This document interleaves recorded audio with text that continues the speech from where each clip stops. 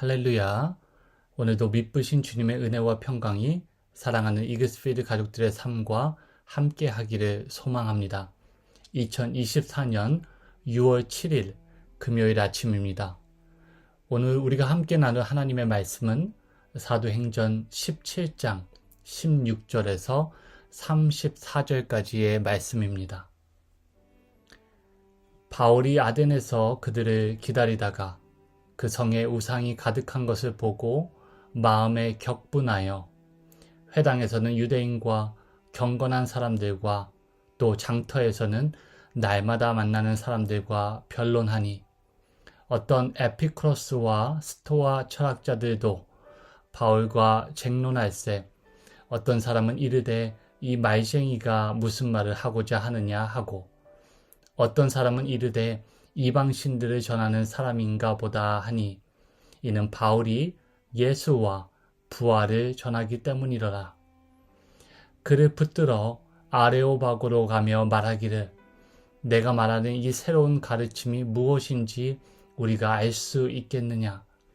내가 어떤 이상한 것을 우리 귀에 들려주니 그 무슨 뜻인지 알고자 하노라 하니 모든 아덴 사람과 거기서 나그네 된 외국인들이 가장 새로운 것을 말하고 듣는 것 이외에는 달리 시간을 쓰지 않음이더라. 바울이 아레오바고 가운데 서서 말하되 아덴 사람들아 너희를 보니 범사에 종교심이 많도다. 내가 두루 다니며 너희가 위하는 것들을 보다가 알지 못하는 신에게라고 새긴 단도 보았으니 그런즉 너희가 알지 못하고 위하는 그것을 내가 너희에게 알게 하리라. 우주와 그 가운데 있는 만물을 지으신 하나님께서는 천지의 주제시니 손으로 지은 전에 계시지 아니하고 또 무엇이 부족한 것처럼 사람의 손으로 섬김을 받으시는 것이 아니니 이는 만민에게 생명과 호흡과 만물을 친히 주시는 이심이라. 인류의 모든 족속을 한 혈통으로 만드사 온 땅에 살게 하시고 그들의 연대를 정하시며 거주의 경계를 한정하셨으니 이는 사람으로 혹 하나님을 더듬어 찾아 발견하게 하려 하심이로되 그는 우리 각 사람에게서 멀리 계시지 아니하도다. 우리가 그를 힘입어 살며 기동하며 존재하느니라.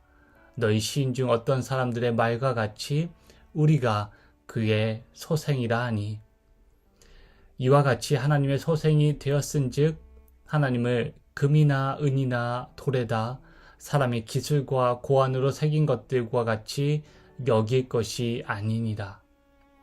알지 못하던 시대에는 하나님이 간과하셨거니와 이제는 어디든지 사람에게 다 명하사 회개하라 하셨으니 이는 정하신 사람으로 하여금 천하를 공의로 심판할 날을 작정하시고 이에 그를 죽은 자 가운데서 다시 살리신 것으로 모든 사람에게 믿을 만한 증거를 주셨음이니라 하니라.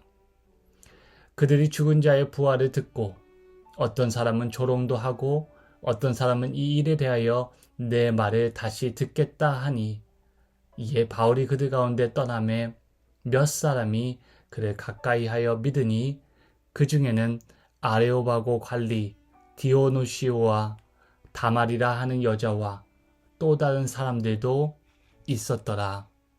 아멘. 오늘 본문의 전반부를 읽고 묵상할 때 사도 바울이 쓴 편지에 담긴 한 내용이 떠올랐습니다.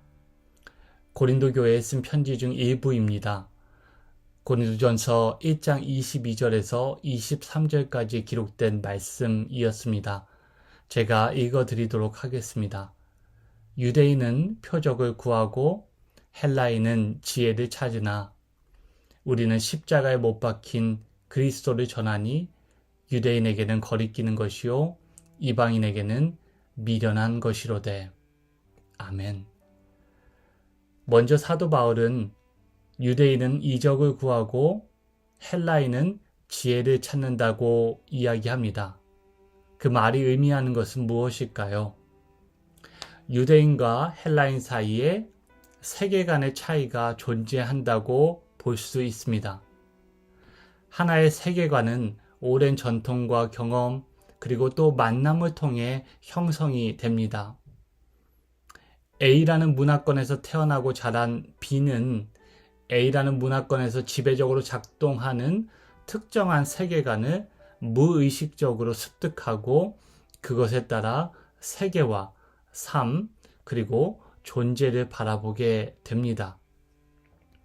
바울은 유대인으로 유대인의 종교와 문화를 몸속 깊이 체득한 인물이었습니다. 하지만 동시에 바울에게 보이는 놀라운 점은 그가 다문화적인 사고를 할 줄 아는 인물이었다는 점입니다.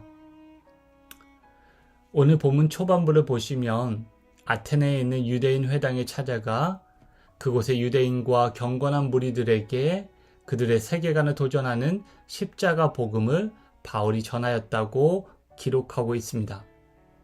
그리고 또 장터에 나가 날마다 만나는 사람들, 즉 아테네에 살고 있는 이방인들과 변론하였다고 누가는 말해줍니다.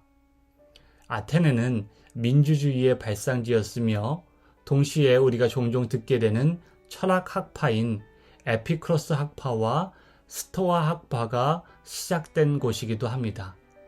한마디로 아테네는 지혜의 발상지였습니다. 이 두 철학 학파는 서로 많은 부분에 있어서 충돌합니다. 하지만 둘 다 근본적으로는 지혜를 추구하는 철학적인 사조였다는 것입니다. 지혜를 구하는 이 두 학파에 속한 사람들의 귀에 바울이 전하는 복음은 분명 낯설게 들렸던 모양입니다.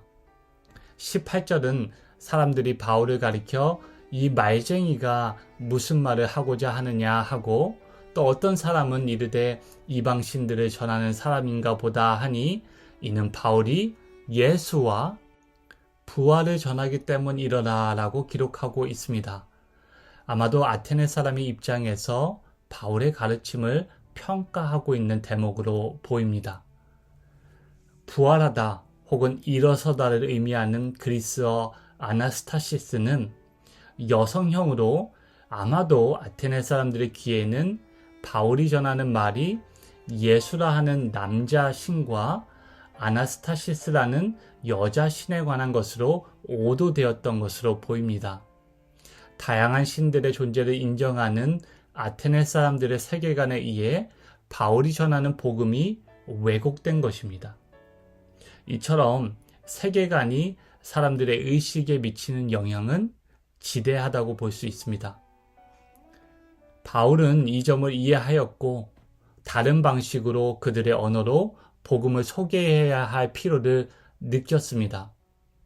이러한 맥락에서 등장한 것이 오늘 본문에 담겨있는 유명한 바울의 아레오바고 설교입니다. 아레오바고는 유서 깊은 지역입니다. 고대 아테네에서 이곳은 법정 역할을 하는 곳이었다가 신약시대에 들어서는 종교와 윤리적인 문제에 권위를 행사하던 곳이었습니다. 헬라 문화의 전반에는 타 종교에 관한 관용의 태도가 퍼져 있었지만 동시에 새로운 종교와 제사의식이 소개되기 위해서는 반드시 검증과 공인이 필요하였습니다. 사람들의 표결로 새로운 종교가 수용되기도 하였지만 반대로 건전하지 못하다 판단이 되면 사람들에 의해서 새로운 종교는 거부되고 심지어 그것을 전하는 사람이 처형당했다는 기록도 옛 문헌에 등장합니다. 19절을 보시면 이런 관습 속에서 아테네 사람들은 바울을 아레오바고로 이끌고 가 그곳에서 그가 전하는 종교에 대해 설명해 달라는 요청을 한 것입니다. 20절 말씀입니다. 내가 어떤 이상한 것을 우리 귀에 들려주니 그 무슨 뜻인지 알고자 하노라. 바로 바울이 전하는 새로운 종교와 가르침이 건전한지 점검하고 판단하려는 것입니다. 바울은 그곳에서 도처에 널린 우상들을 보고 현지인들의 열성적인 종교심을 언급하는 것으로 설교의 말문을 열어갑니다. 그리고 그들의 세계관 안에 존재하는 모순점을 지적해 줍니다. 알지 못하는 신을 위해 세워진 제단을 보며 그 신을 모르면서 어떻게 그 신을 섬기고 예배할 수 있느냐고 간접적으로 반문합니다. 그들이 견고히 고수하는 세계관에 균열을 내려는 시도로 보입니다. 그 작은 틈새로 복음의 빛이 들어갈 수 있도록 바울은 지금 견고한 벽 앞에서 은밀히 그리고 지혜롭게 틈새를 찾아가고 있는 중인 것입니다. 모든 세계관은 완전하지 않습니다. 그 안에는 모순과 거짓이라는 틈새가 존재하기 마련입니다. 최선의 수비는 공격이다 라는 말이 있습니다. 복음을 전달하는 방법에는 예수 그리스도의 복음을 세상 사람들로부터 방어하고 변증하는 방법도 있지만 동시에 예수 그리스도의 복음의 빛으로 세상의 세계관을 비추어 보고 빛이 새는 균열, 한마디로 약하고 왜곡된 지점을 적극적으로 파고드는 일도 필요할 때가 있습니다. 이때 명심할 것은 우리가 전하는 복음의 성격대로 사랑과 은혜를 기반으로 하여 선한 싸움을 해야 한다는 것입니다. 싸움에서 이겼지만 영혼을 잃어버린다면 무슨 소용이 있겠습니까? 흔히 기독교를 가리켜 계시 종교라 부릅니다. 그만큼 계시가 기독교 신앙에 중요하다는 것입니다. 계시 종교는 인간의 종교심이나 자연의 신비가 아니라 하나님으로부터 비롯된 지식 혹은 명령, 소통의 섭리에 우선을 두고 있습니다. 바울은 아테네 사람들에게 우주의 질서와 하늘과 땅에 그리고 그 사이에 존재하는 생명체 안에 보편적으로 드러나고 있는 창조주 하나님의 손길을 강조합니다. 그림에는 화가의 붓터치가 남아있듯이 하나님이 지으신 이 세계에는 창조주 하나님의 터치가 존재한다고 말하고 있는 것입니다. 그분의 터치가 닿지 않는 곳이 없다고 바울은 증언합니다. 하지만 동시에 화가와 그가 그린 그림이 존재론적으로 구별이 되듯이 하나님도 하나님이 지으신 세계와 구별되시는 분임도 동시에 강조합니다. 하나님이 모든 곳에 계시다고 해서 하나님이 금과 은과 돌이 되시는 것은 아닙니다. 하나님은 세상에 내재하시며 동시에 초월하시는 분이십니다.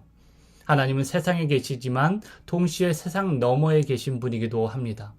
하나님은 세상 가운데 아들을 보내셔서 세상의 일부가 되셨지만 세상보다 훨씬 크신 분임을 우리는 잊지 말아야 합니다. 바울은 이렇게 하나님의 내재성과 초월성이라는 이중적인 존재 방식을 균형 있게 설명해 주고 있습니다. 그리고 이어서 바울은 아레오바고 청중들을 향해서 우상을 섬기는 것에서 돌아서서 참되시며 한 분이신 하나님께 돌아오라고 선포합니다. 왜냐하면 창조주 하나님께서 심판주가 되시기 때문입니다. 그러면서 동시에 바울은 심판을 면할 길을 제시합니다. 그분이 죽은 자 가운데서 다시 살리신, 하나님이 죽은 자 가운데서 다시 살리신 예수 그리스도, 그분 안에 피할 길을 예비해 놓으셨습니다. 그분 안에 생명이 있고 구원이 있습니다. 오늘 본문 후반부는 사도 바울이 전한 부활의 주님 안에 있는 그 생명과 구원으로 화해지고 포섭된 인물들을 소개해 주고 있습니다. 그 중에는 아레오바고 관리 디오누시오와 다말이라 하는 여자와 또 다른 사람들도 있었더라. 아멘. 아테네를 지배하던 단단한 세계관의 틈새에 복음의 빛이 들어가자 이에 그들이 그 빛에 반응한 것입니다. 이것이 복음의 능력입니다. 그리고 본문에 기록되어 있지는 않지만 사도행전 전반을 통해 우리는 이러한 사건이 성령의 개입과 도움이 없이는 불가능한 것임을 이미 알고 있습니다. 이 점을 기억하시면서 오늘도 빛 대신 복음의 능력과 성령의 도우심을 힘입어 사도 바울과 같이 신실하게 복음의 증언으로 살아가시기를 축복합니다. 함께 기도하시겠습니다. 하늘이 하나님의 영광을 선포하고 궁창이 그의 손으로 하신 일을 나타내고. 아멘. 은혜롭고 자비하신 주님, 세상 가운데 하나님의 존재를 인식할 수 있도록 흔적을 남겨주심에 감사를 드립니다. 때가 이르러 하나님께서 자신이 누구신지 성자 예수 그리스도를 통해 우리에게 분명히 알려주신 그 큰 은혜에 감사의 찬송을 올려드립니다.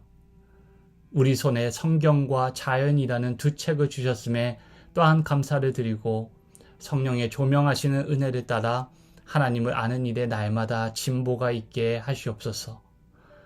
나아가 계시의 수혜자로서의 삶으로 만족하는 것을 넘어 하나님께서 원하시는 계시를 증거하는 자로 살아가게 하시옵소서. 믿음이 들음에서 나는 것임을 기억하며 오늘도 사도 바울과 같이 세상 가운데, 광장 가운데 복음을 증언하며 살아가게 하시옵소서. 모든 영광을 주님께 올려드리며 우리 주님 예수 그리스도의 이름으로 기도하옵나이다. 아멘. 함께 나눈 말씀을 기억하시고 계속해서 기도하시면 좋겠습니다. 오늘도 그리스도의 빛으로 살아가는 복된 하루 되기를 기도합니다.